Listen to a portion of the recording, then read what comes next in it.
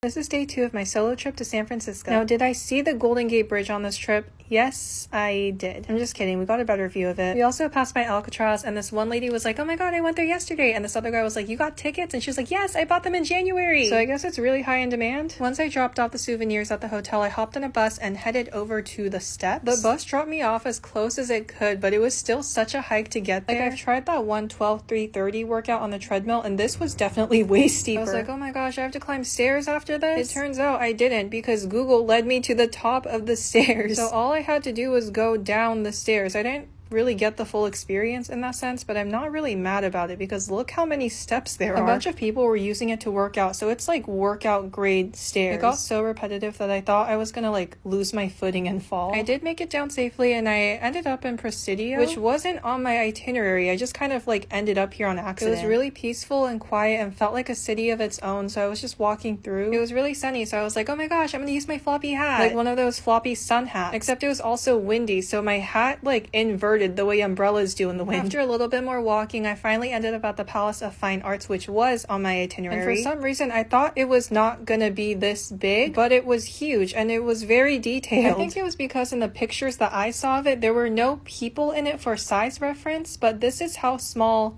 the people were compared to this place. I truly felt so tiny. Once I was done walking around, I headed over to my next destination, which is here. I didn't realize there was going to be a beach nearby, so here's that. And I also didn't know people were going to be swimming in it, so here's that. I like thought all the waters around here were just strictly for like sailboats and yachts, and I don't know. Anyway, this is what the square looks like. There are a bunch of little stores in addition to the chocolate factory. Not the factory. The chocolate experience is what they called it. It's kind of like M&M World. I've never actually been to M&M World. But yeah, it's just like Ghirardelli chocolate everywhere. I got myself a little iced white mocha and some souvenirs. And then it was time to head over to my dinner destination, which was supposed to be a 15-minute walk, but then there were so many souvenir shops along the way. I can't help myself. Like, my giving love language is gift giving. So that 15-minute walk turned into like an hour and a half. I finally made it to Fisherman's Wharf, and then I found the restaurant that I wanted to go to. The sun here doesn't set until like 8:30, which is half an hour later than in Las Vegas. I was able to sit myself down at the bar. I had a really clear window view, so I got to see the sun setting. The lady next to me almost left without her souvenir bag, and I was like, wait! And then the bartender gave me a high five. I got some sourdough rolls and some butter to start. It was so good. And the seafood stew, which is like probably the best thing I've eaten on this trip. Everything was huge and I was really full, but I also had to get dessert. The bartender and I got in a conversation about scotch, and then he showed me these Yamazakis, and then he let me try one.